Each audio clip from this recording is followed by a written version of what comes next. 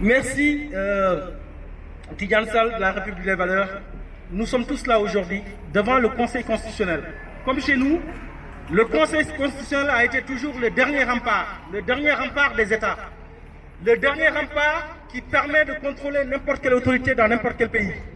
Aujourd'hui, au Sénégal, ce qui se passe, ni le Conseil d'État, ni la Cour des comptes, ni le Conseil constitutionnel, ni l'Assemblée nationale, c'est-à-dire tous les garde-fous que nous avons dans un pays qui permettent justement de normer et d'éviter des abus, ces institutions-là ne fonctionnent plus. Jusqu'à il y a 2 jours, le Conseil d'État ne pouvait pas délibérer de façon légale. Pour la simple et bonne raison, c'est que sur 7 personnes, il n'y en avait que 4. Et évidemment, dans les textes, c'est assez clair. 4 personnes, plus de 3 personnes, le Conseil d'État ne peut pas délibérer. Tout ceci montre une chose claire. Le projet funeste que Macky Sall est en train de mettre en place, c'est un projet pour un 3e mandat. Et alors là, c'est la responsabilité de tous, des Sénégalais, de ceux qui ne sont pas Sénégalais. Je vais vous expliquer pourquoi. Parce qu'il s'agit de la sécurité du monde. Quand on déstabilise des États, on l'a vu en Tunisie, on l'a vu aussi dans d'autres pays que je ne vais pas nommer. Qu'est-ce qui va se passer? On crée le terreau justement pour toutes les formes d'extrémisme. Et c'est ça aujourd'hui la question. La vraie question qui doit mobiliser tous les démocrates, qu'ils soient sénégalais ou pas, c'est de faire de sorte que le monde soit sûr. Le Sénégal, il s'avère qu'il se trouve dans un endroit qui est déjà déstabilisé. Nous avons le Mali à côté, nous avons d'autres territoires à côté, où justement l'insécurité est prégnante. Et le seul pays, l'un des rares pays qui, dans cette zone géographique, aurait pu continuer justement sur une logique de stabilité pour éviter que toute l'Afrique de l'Ouest soit déstabilisée, ce pays-là pourrait être déstabilisé. Je ne suis pas un oiseau de mauvaise augure, mais je suis pragmatique. Ce qui s'est passé ailleurs, en Tunisie, ça peut se passer chez nous. Quand on bâillonne un peuple, quand on bâillonne les jeunes, quand les remparts, c'est-à-dire la justice, ne peuvent plus faire son travail, quand il n'y a qu'une seule personne dans une dynamique monarchiste qui prend le pouvoir, qui décide de tout, qui fait des faux décrets, je précise bien, évidemment, le sentiment d'injustice va de plus en plus grand. Et c'est ça qui justifie que nous avons des milliers de jeunes qui meurent dans la Méditerranée.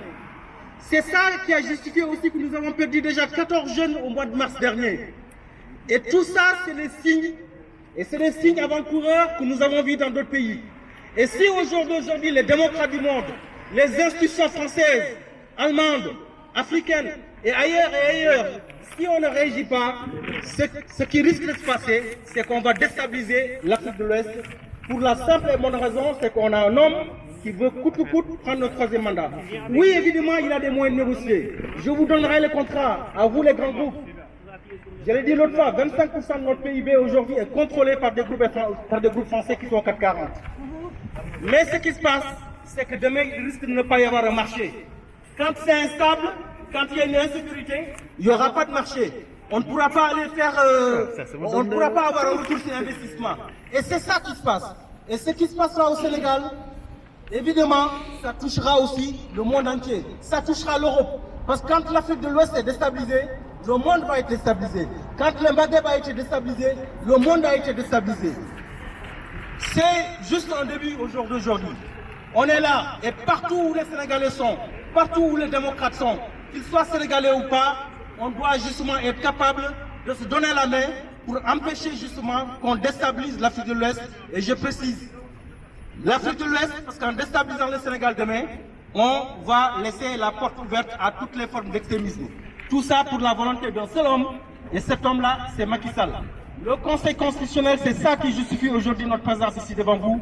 C'est parce que le Conseil constitutionnel sénégalais est membre aussi de l'association des conseils constitutionnels francophones.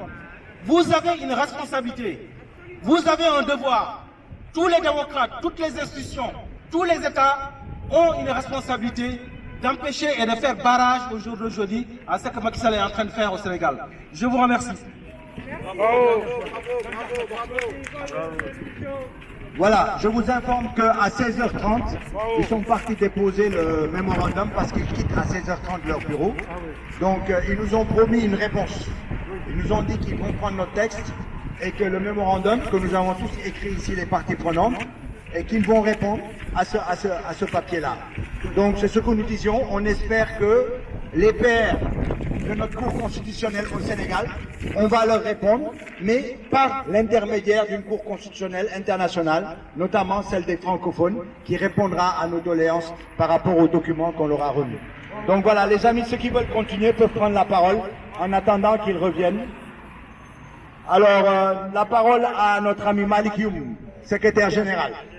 Un mot qu'il n'aime pas. Je ne réponds pas à la provocation. Bonjour, chers amis, chers camarades. Je crois que le plus important a été fait.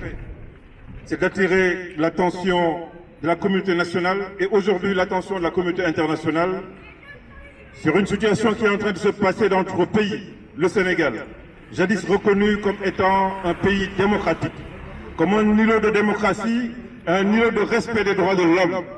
Aujourd'hui, le régime de Macky Sall a tout fait pour que ce pays puisse se trouver dans une situation de déclassement au niveau démocratique, mais aussi de déclassement au niveau judiciaire. Pourquoi aujourd'hui nous nous sommes retrouvés devant le Conseil d'État, dans un pays qui est censé être un pays de droit, le pays des droits de l'homme, la France?